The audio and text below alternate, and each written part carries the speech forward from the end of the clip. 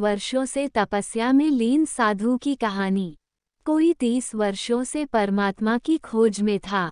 भूखा और प्यासा, रोता और चिल्लाता और प्रार्थना करता। एक क्षण का विश्राम न लेता। जीवन का कोई भरोसा नहीं है। परमात्मा को पा लेना है तो सब भांति के उपाय उसने किए।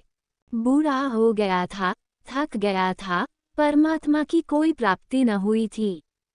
कोई दूर, परमात्मा निकट नहीं आया। बुढ़ापा निकट आ रहा था, मौत करीब आ रही थी, उतने ही प्राण और चिंतित होते जाते थे। एक दिन सुबह सुबह ही रात भर रोकर भगवान से प्रार्थना करता रहा कि कब मुझे दर्शन दोगे। सुबह उठा और नदी के, समुद्र के किनारे घूमने चला गया। सूरज उगने को था, किनारा एकांत था समुद्र का, कोई भी वहां न था। थोड़ी दूर चलने पर एक छोटा सा बच्चा उसे खड़ा हुआ दिखाई पड़ा एक चट्टान के पास। बहुत चिंतित, बहुत परेशान वह बच्चा था। अगस्तीन ने पूछा, तू किस लिए इतना परेशान है और इतने सुबह सुबह इस अकेले समुद्र के किनारे क्यों चला आया? उस बच्चे ने अपने कंधे पर एक झोली टांग रखी थी। उस झोली में से एक बर्तन निकाला, छोटा सा बर्तन, और उसने कहा, मैं परेशान हूँ। मैं इस बर्तन में समुद्र को भर लेना चाहता हूँ, लेकिन यह समुद्र भरता ही नहीं। उस बच्चे का ये कहना था कि मैं इस बर्तन में इस समुद्र को भर लेना चाहता हूँ, लेकिन यह भरता ही नहीं है।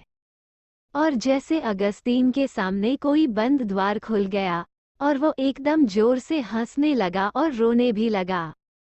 तो उस बच्चे ने पूछा कि आपको क्या हो गया है? अगस्तीन ने कहा कि तू ही नासमझ नहीं है जो एक छोटे से बर्तन में समुद्र को भरने निकल पड़ा है। मैं भी नासमझ हूँ। मैं अपनी छोटी सी बुद्धि में परमात्मा को पकड़ने चला था। मैं अपने छोटे से मस्तिष्क में सत्य को समाने निकल पड़ा था।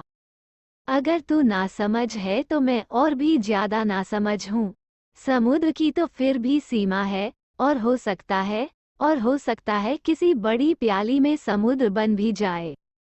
प्याली की भी सीमा है और समुद्र की भी सीमा है, लेकिन मेरी बुद्धि की तो सीमा है और परमात्मा की कोई सीमा नहीं। मैं तुझसे भी ज्यादा नासमझ रहा। 30 वर्ष मैं पागल था कि मैं ईश्वर को जानने चला था। 30 वर्ष मैंने गनवाए, रोया और पीड़ित हुआ। अनेक बार परमात्मा को मैंने दोष दिया कि तू कैसा निर्दय और कठोर है कि मैं रोता हूँ, मेरे आंसू तुझ तक नहीं पहुँचते। और आज मैं समझ पाया कि मेरी भूल वही थी जो तेरी भूल है। मैं परमात्मा की खोज छोड़ता हूँ। मैं परमात्मा को जानने का पागलपन छोड़ता हूँ। वह नाचता हुआ वापस लौट आया अपने आश्रम में। वहाँ के और सन्यासियों ने कहा, क्या तुम्हें परमात्मा मिल गया जो तुम आज खुश हो? जो कि 30 वर्षों से कभी मुस्कराते नहीं देखे गए, आज नाचते हो। क्या तूने उसको पा लिया? क्या तुमने उसे जान लिया? अगस्तीन ने कहा, उसे तो मैंने नहीं पाया, लेकिन अपने को खो दिया। उसे तो मैंने नहीं जाना, लेकिन अपने जानने के पागलपन को मैं समझ गया। और जिस क्षण मैंने ये दौड़ छोड़ दी और जानने का ये भ्रम छोड़ दिया, उस क्षण मैंने पाया, वह तो सामने ही था। वह तो सामने ही है। मैं भी तो वही हूँ। मैंने उसे कभी खोया ही नहीं था, लेकिन उसे खोजने और जानने के पागलपन में मैं पड़ गया था, और मैं इसी भूल में उसे खोए हुए था जो कि अभी खोया हुआ नहीं था। अगस्तीन का जानने का ख्याल छूटा और उसने जान लिया। अज्ञान के लिए मैंने कहा है कि यह अज्ञान हमारे अहंकार की मृत्यु बन जाएगी। अगर मैं ये ठीक से जान सकूं कि मैं कुछ भी नहीं जानता हूं, और मैं ये जान सकूं कि जो असीम है वह सीमित बुद्धि से नहीं जाना जा सकेगा, और मैं ये जान सकूं कि प्याली में समुद्र भरना पागलपन है और अपनी बुद्धि में सत्य को भर लेने का ख्याल और भी बड़ा पागलपन है। अगर यह मुझे दिखाई पड़ जाए तो मैं तो गया, मेरी सामर्थ्य तो मिट गई।